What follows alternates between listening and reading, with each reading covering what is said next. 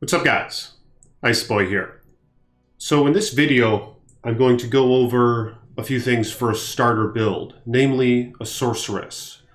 I'll probably make a sorceress for Diablo 2 Resurrected when it comes out, which is quite soon, isn't it?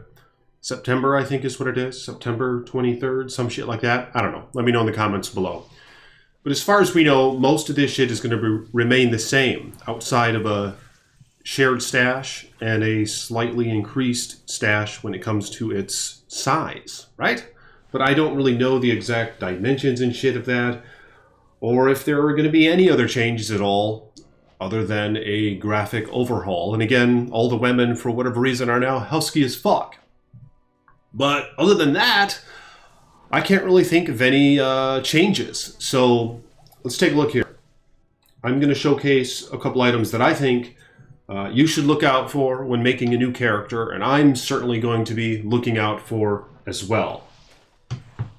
So first off, you have to keep an eye out for a two-socketed helm. Now, when I find a two-socketed helm, even before making lore, I'll find maybe a couple tur runes, and you can put 2 tur runes into a two-socketed helm, obviously, to get a maximum of 4 mana after each kill.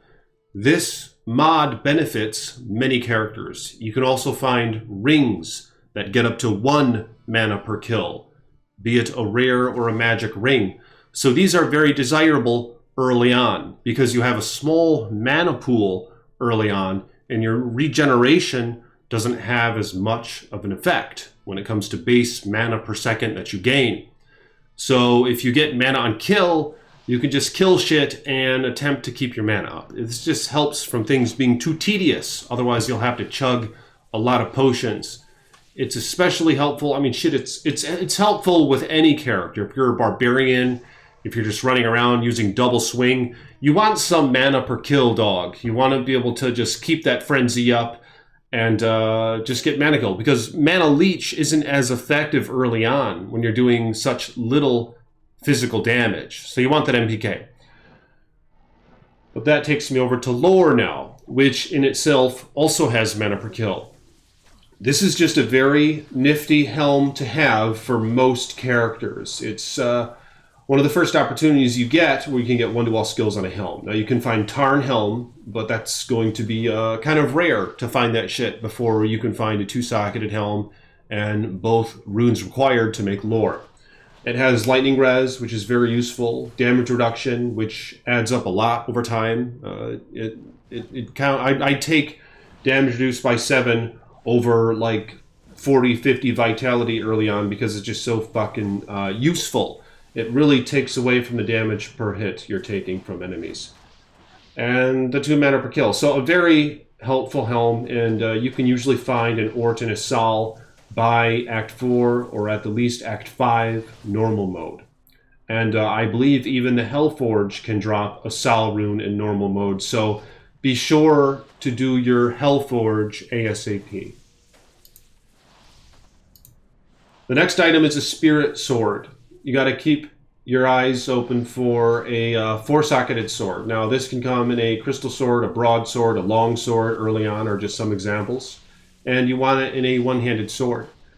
So Talthal, Ort, are the runes required, and you can find all those if you work toward it. You could probably get all of them by Act 5 normal mode.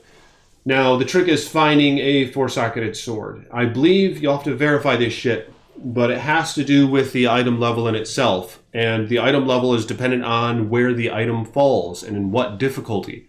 So, to my understanding, if you're in Act 1 Nightmare, in most areas, I don't know if all areas, if you find a crystal sword or a broadsword there, the item level is going to be high enough to where it'll roll 4 sockets from Larzuk. You can go back to normal mode and use your Larzuk socket quest, which I think is the first quest in Act 5. So you'll get the maximum amount of sockets when you use the quest to get sockets on an item, and that the item base allows. So you could get a 4-socketed sword in that way. You can farm the Cow's Nightmare, or you probably can't because you didn't yet defeat Baal in Nightmare, so fuck that. But you can find, you know, a sword in Act 2 Nightmare or some shit like that, and most likely get 4 sockets, but you have to verify it, all right? Go on the Area Summit website and look up items and find out the locations in which will drop a sword at the minimal level to where it can roll 4 sockets, all right? But Spirit Sword is just overpowered. A lot of toads say this shit is just too damn powerful, but that's just how it is, man. And you can make it in a sword and use it on a sorceress, and you get 2 to all skills, faster cast rate, ton of hit recovery, a bunch of mana and life. Very useful mods. So, and even better is that later you can make these in a shield as well. They have slightly different mods, but they still give the same FCR, the same 2 skills, and the same 55 faster hit recovery. Very useful mods, and that's pretty much an endgame Sorc shield. It's pretty much the go-to shield for certain builds in Diablo Lord of Destruction. And you can only find that in a Monarch or a Ward. So the 2 specific shields that can roll 4 sockets. So anytime you find a base white Monarch, or a superior Monarch for that matter, you can Larzuk socket that shield and it will roll 4 sockets. And you can make Spirit Shield. And it's godly as fuck. It has a high strength requirement, however, but in most cases it's generally worth it to get your strength adequate in order to equip that shield. Stealth, kind of a boring as fuck item, but nonetheless it allows you to run fast as a toad, and it has FCR, a lot of FCR for such a low level requirement. You can usually make this by Act 2.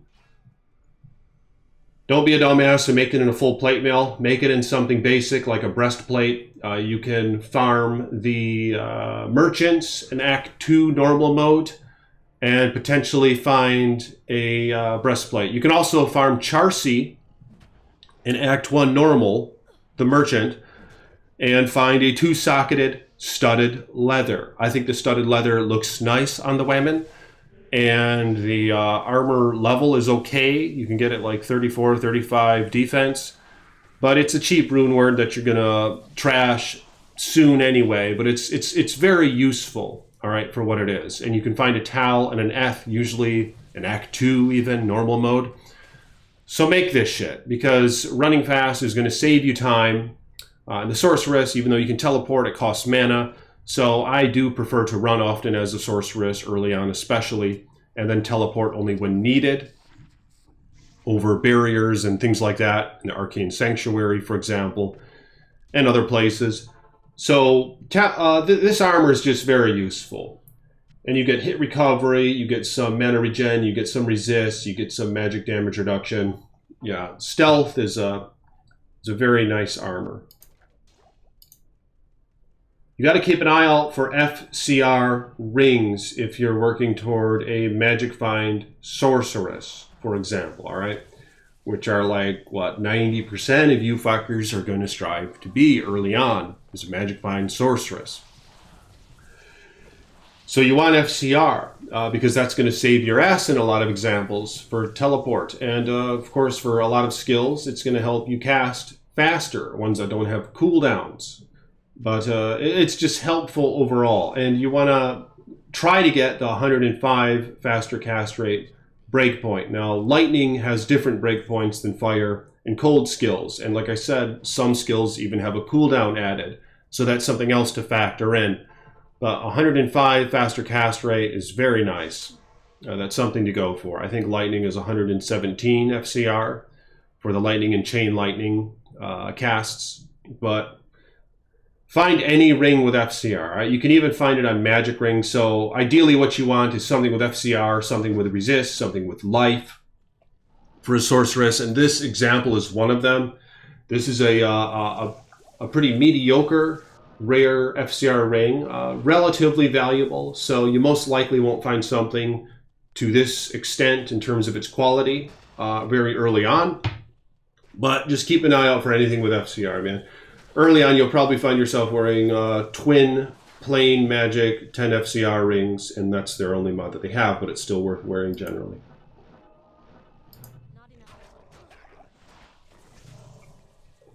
keep your eyes out for skill amulets. Now, this applies to any character. Identify those magic amulets. You can find ones with even element specific or skill branch specific. You know, you can find like a javelin skills amulet or shit like that, or a fire skill. Can't you?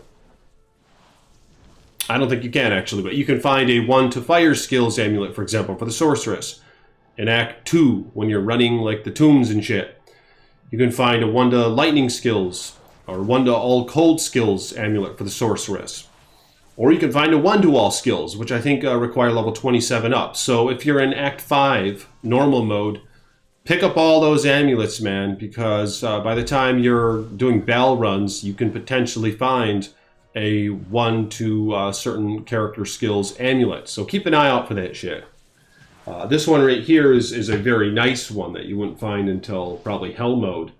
This even has an FCR mod on it, so very useful. But yeah, identify all those magic amulets.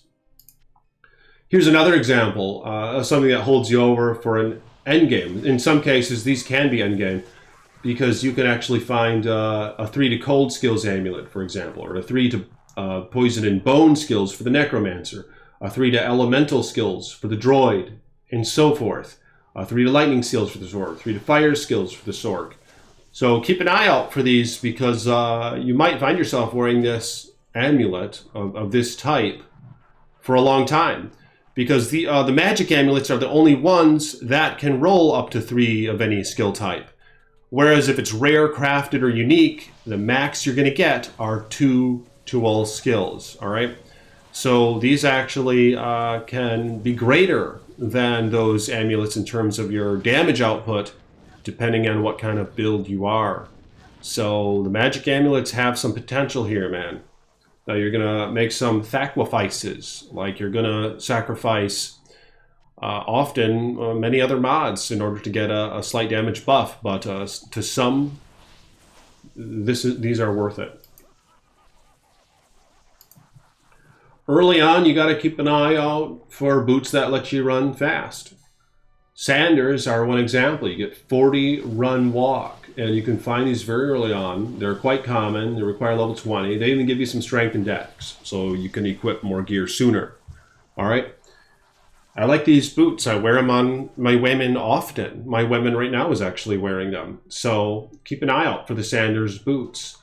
They're, or any boot, even Vidala's boots that have 30 run walk. Just any boots of run walk. If you're really lucky, you'll find a rare boot with 20 run walk, for example, early on, or even 30, that give MF or that give resist. But I don't want you dogs to expect that kind of luck, all right? So these are just really common. So if you find this shit, you're going to be running faster, in which case you're going to be able to magic find more efficiently. You're going to be able to get shit done quicker. So you're going to be able to get that gear. All right, but don't rush it too much, dog. This is a spiritual journey. All right, Diablo 2 is a spiritual journey. It's about the journey and not the destination. All right, some of you dogs have experienced this. You know, some of you dogs have botted and shit and all that bullshit, or just use JSP a little too much. You know, things like that. Things that I think can easily ruin the experience. Some examples more than others. Game's about finding the fucking gear. You know what I'm saying? Like, once you get that Enigma, once you get that Infinity, once you get the GG items in all the right spots, what the toad is there left to do other than maybe duel? But you're gonna be a fat little toad if you're dueling with gear that you didn't earn, in my opinion. All right, I've botted for that shit, and hopefully the bot thing will be entirely settled in Resurrected, and there won't be a damn single bot. But that's probably hoping for too much, because I think that they're even in World of Warcraft Classic and so forth. Don't we see bots there? Yeah, it fucking sucks, man, but I mean, legit is the only path to take, in Ice Boy's opinion, all right? It's the most rewarding and the most fulfilling, all right? That's all I'm trying to say here, is I want you dogs to enjoy yourselves playing Diablo. And you gotta earn that shit, man. All right, when it comes to the item search, you gotta earn that shit. There ain't nothing like running through the den of evil with nothing but a club in hand, knowing that anything you find could easily be an upgrade. And there ain't nothing like finding that first Shaco or first Aki or a Vex rune to make a Hoto. You know, things of that sort. Very rewarding when you find this shit. So don't cheat, man. Don't fuck around. I mean, in my opinion, don't take many handouts either. But you know, you dogs do what you want. Obviously, this is just some advices. All right, some advices of what I think in general makes for a more fulfilling Diablo experience. All right, I don't want you dogs to cut yourselves short. Now, I usually don't wear these gloves, but I had to include them in the video because I know a lot of you dogs are going to make mention of them.